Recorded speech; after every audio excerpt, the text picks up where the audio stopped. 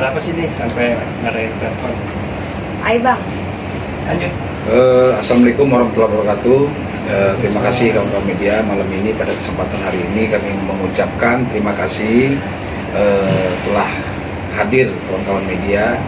Pada kesempatan malam ini kami ingin menyampaikan hal-hal yang mungkin belum disampaikan kemarin ya, terkait adanya laporan kami ya, dugaan tindak pidana terhadap penantaran anak klien kami Ratu Meta, yang mana sampai hari ini kami masih berupaya agar adanya itikat baik dari si terlapor, ya ini Tuan W, yang mana kami pun sudah mencoba tetap untuk memberitahukan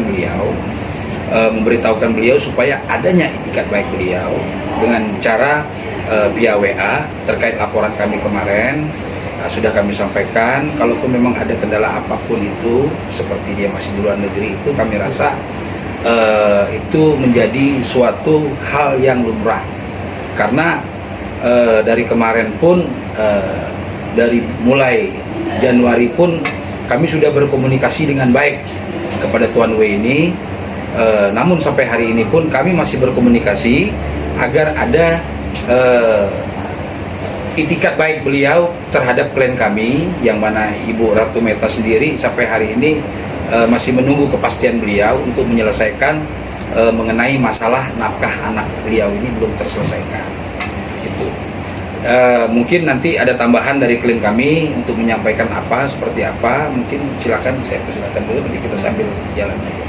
Jadi kalau dari dulu sebetulnya kita tuh kalau saya tuh nggak pernah yang nggak ngizinin dari pihak keluarga mantan suami untuk melihat gitu loh anak saya Jasmine. Sampai saat ini pun Jasmine tidak mengenal siapa ayahnya dan memang belum pernah ketemu dari bayi. Bayangkan orang tua mana sih yang nggak sedih gitu loh, nggak diperhatikan dari usianya 4 bulan sampai saat ini. Jasmine udah mau 11 tahun anak saya tuh. 11 tahun belum pernah ketemu sama papahnya. Dan selain itu, dan belum pernah juga dinafkahi, dibiayai dari bayi sampai saat ini gitu. Sempat waktu itu saya minta bantuan juga, cuma kan dijanji-janjikan, janji-janji. Terus kemarin juga kita udah somasi juga dari bulan Januari ya. Januari awal somasi pertama. Terus kita ada chat-chat juga ya Bang.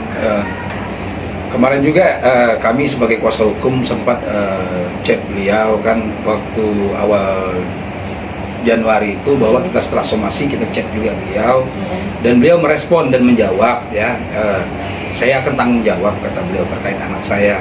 Cuman sampai hari ini, artinya somasi itu pun masa berlakunya sudah kadaluarsa, sudah lewat. Makanya kemarin kami memberanikan diri hadiri ke SPK Polda Metro Jaya dengan adanya membuat laporan kemarin itu. Kami buatlah laporan polisi ini agar Tuan W ini bisa keluar, maksud kami bisa duduk bareng duduk lah bersama kami gitu loh, seperti apa maunya. Ini kalau ada kendala apa, ada pihak ketiga atau apa, harusnya ayo, apa masalahnya, seperti apa. Kita ingin di sini mengkelirkan masalah ini, masalah anak ibu hati beliau. Kita bicara bukan masalah karena ada saya sebagai lawyer, dia berkeberatan kan, jangan seperti itulah. Saya di sini di tengah-tengah untuk menyelesaikan masalah ini, agar ada penyelesaian, agar bisa terselesaikan masalah ini. Kalau bicara tidak mampu, terus tidak mampu dan terlalu berat menurut beliau masalah ini, ya kami rasa nggak mungkin. Karena kan dia emang kerjanya outsourcing, jadi perusahaan di luar asing, jadi selalu alasannya itu di Singapura, nanti besoknya ke Mesir, nanti besok ke sini, ke sana gitu loh. Masa iya, coba dibayangkan kalau misalkan saya pikir nggak mampu, dia bilang katanya nggak mampu untuk membiayai anak saya kalau harus sebesar itu. Ya maksudnya kemana aja sih dari dulu, kok baru sekarang gitu, kenapa yang harus kita yang rame-rame seperti ini. Jujur saya juga agak malu ya untuk seperti ini, nanti dikira orang sensasi atau gimana. Cuma kan dari pihak keluarga sana selalu tuh menghindar terus gitu loh. Terus saya harus nyari kemana lagi. Nah tadi aja saya sempat WA, dia masih di Singapura, baru 2 minggu di Singapura. Coba kalau misalkan dia bilang baru 2 minggu, berarti kan kemarin sempat pulang di Indonesia dong gitu kan. Seharusnya ada itikat untuk ketemu saya atau lawyer saya atau ketemu Jasmine lah setidaknya. Ini nggak ada sama sekali. Makanya agak sedikit berat loh gitu loh. Seorang ibu, saya kan biayain anak ya dari zaman dulu waktu masih bayi itu wajar sih, tapi kan alangkah baiknya ada ayahnya. Kemana sih nih ayahnya gitu loh. Sementara saya kalau ditanya sama teman-teman atau siapapun kan ada papinya ya, papinya ya ada, sampai saat ini belum pernah ketemu sama anak saya, bahkan membiayai pun belum pernah gitu loh. Ya sebenarnya kami sebagai kuasa hukum pun miris sekali ya. Ini sebenarnya KPAI pun harus melihat ini, Komisi Perlindungan Anak Indonesia. Ini ada anak yang ditinggalin dari umur 4 bulan ya. 4 bulan sampai hari ini tidak pernah dilihat sama orang tua kandungnya, ayahnya, bapaknya, papanya, papinya, kakeknya, neneknya. Aduh, kita miris sekali, sedih ya. Kita pun punya anak ya. Anak itu buah hati kita. Masalah kita sebagai seorang ayah tidak terketuk kepeduliannya. Jangan gara-gara ada orang ketiga yang membuat dia nggak berani untuk melihat anaknya. Iya, seharusnya ada yang mengingatkan lah. Ayolah, terkecuali mungkin kalau misalkan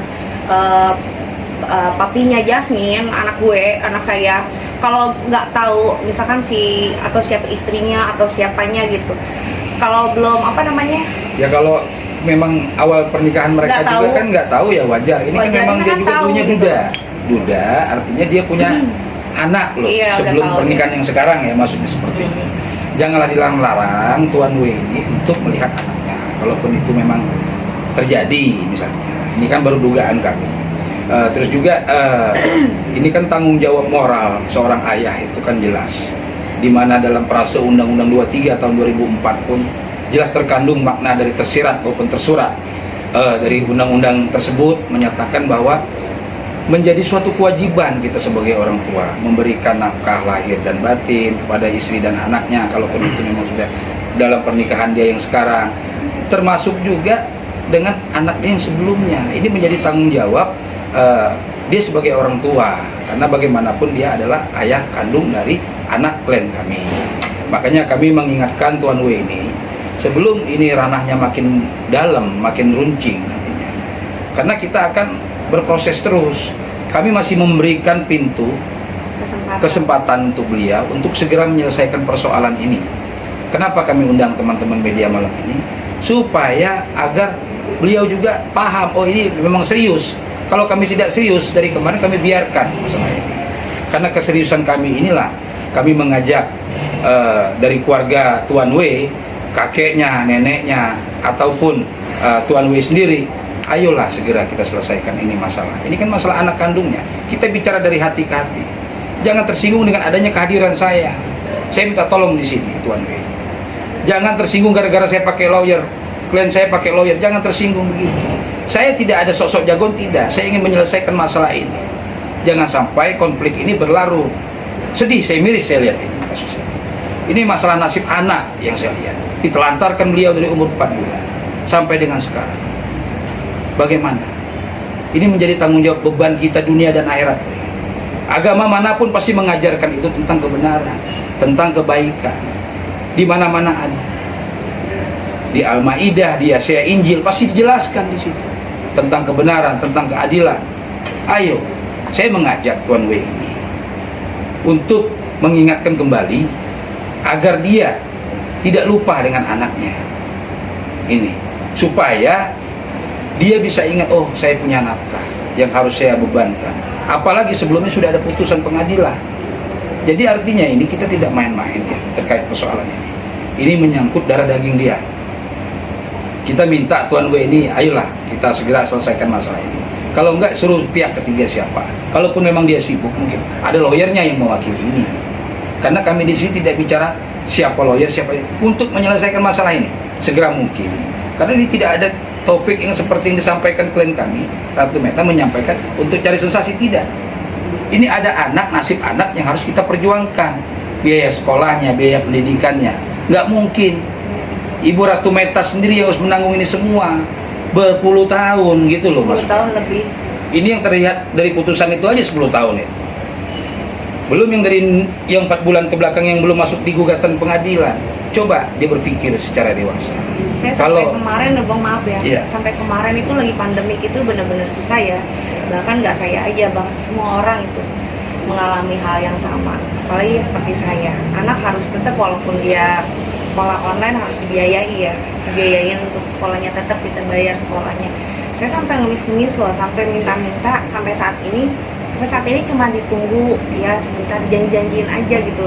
Nah makanya kenapa saya mengundang teman-teman media ya, saya nggak mau sampai nanti ada apa-apa lagi loh. Saya ditunggu cuman ya maaf ya, jadi kesannya saya dibohongin gitu loh. Ada kasihan aja sama anak saya sendiri gitu. Ya sebenarnya dengan adanya ini kita ngungkapin curahan hati kita ya, sebenarnya ini curahan